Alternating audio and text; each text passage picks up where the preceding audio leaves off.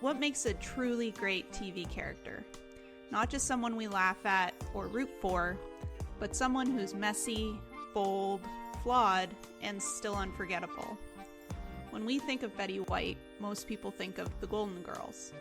But long before she played the sweet and clueless Rose, Betty White played someone very, very different. And I think it was her most layered role of all. Betty White had a career longer than most of us have been alive. She played everything from the crazy Mrs. Bickerman in Lake Placid to the bossy grandma in The Proposal with Sandra Bullock and Ryan Reynolds, to soap opera roles like Anne Douglas in The Bold and the Beautiful. But her real breakout role wasn't any of those. It was The Mary Tyler Moore Show, and it was Sue Ann Nivens. The Mary Tyler Moore Show aired from 1970 to 1977. It was about a single working woman in a big city newsroom, and throughout the series she stayed single. That alone was rare for TV at the time.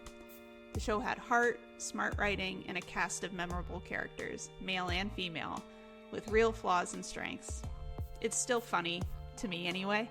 I still watch it, and even if it's a bit dated, it still holds up, especially when Sue Ann walks into a scene.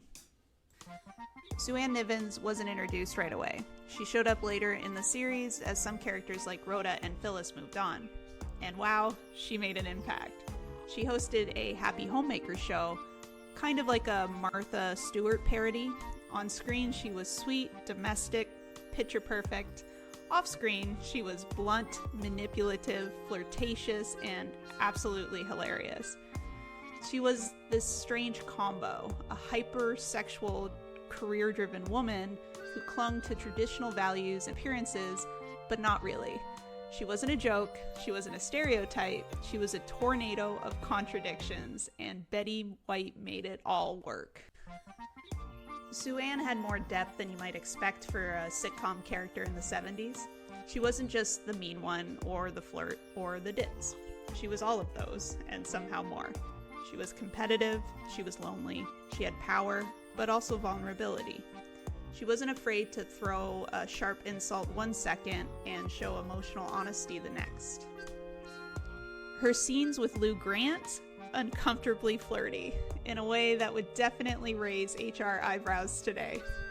But it was part of her charm, and she knew she was crossing a line. Lou, you know what that is? Mistletoe.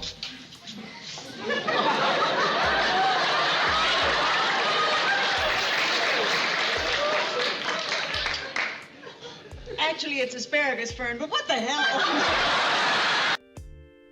Her dynamic with Murray was my favorite. They insulted each other constantly, but you could tell there was a real respect underneath. She could match his wit, and he knew it. I hope you come back to the station real soon. You've only been gone a couple of hours, and I've missed you already. Why? You have nobody to insult? No, I've still got Ted. But it's not the same. With you, it's a fair fight. With Ted, I could win a battle of wits without even showing up. Thank you, Murray.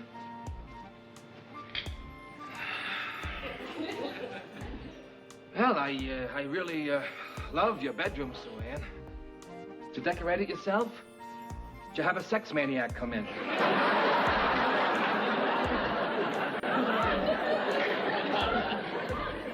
Very droll, Murray. Hey, Sue Ann, I just zinged you. Don't you want to zing me back? Sue Ann, look. Look at this. What do you see? A kind, sweet, and gentle man. Man, we're going to get you the best doctor in the world. And with Mary, it was complicated. Sometimes Sue Ann seemed jealous, other times grateful. She confided in Mary, she relied on her. At the end of the day, I think it was friendship by slow burn. Oh, I feel so alone. Oh, well, don't feel alone, Sue Ann. I'm here. I need comforting, and you don't know what to do. Tell me what to do. I'll do it. Take my head and pat it. Oh, be careful. Don't mess with my hair. My category's next.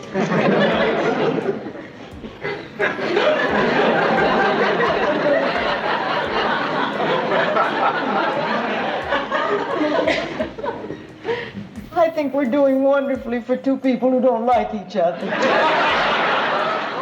So do I. I think what makes Sue Ann a hidden gem is this. She wasn't in every episode.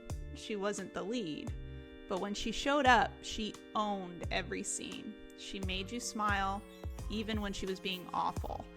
And somehow you believed every choice she made, even the over-the-top ones. Here's the thing. We don't write characters like this very often anymore. Not in comedy, not in drama. Today, we flatten people. They're either strong or weak, smart or silly, nice or mean. Sue Ann was all of it. That's not just good writing, that's honest writing. And in a sitcom, now or then, that's pretty rare. Only Betty White could have pulled that character off. That smile, that perfect delivery, that wink of chaos in her eyes. She made Sue Ann charming because she was flawed. You loved her even when you shouldn't. If we want to remember Betty White, let's remember Sue Ann Nivens too. She wasn't just ahead of her time, she was one of the reasons TV moved forward. So if you've never watched the Mary Tyler Moore Show before, give it a shot. And if you have, go back and watch a Sue Ann episode. You'll see what I mean. She's not just a hidden gem. She's a reminder of how fun, layered, and human a sitcom character can really be. Action! And now with a new feature, news from a woman's point of view, Sue Ann Nivens. Thank you very much, Ted. And good evening. Massive mudslides wreak havoc. Late last evening, huge mudslides in south central Alaska buried the picturesque little village of Nornsk, long noted for its tapestries and woolly artifacts. Apple-cheeked housewives bustling down the cobbled streets were swept away by slithering mounds of mud. Let's all hope that survivors remembered that stubborn grime can be removed with a blend of and cornstarch. Victims, plucked gagging from the slime, were treated at the high school gym, stunningly decorated for that night's prom, the theme of which is fun on the farm. Volunteers, dressed as cows and chickens, circulated among the injured, passing out hand-embroidered tea towels. Hot soup, always a nourishing basic, was ladled from a tureen concealed inside a huge pink papier-mâché pig. And now, back to Ted.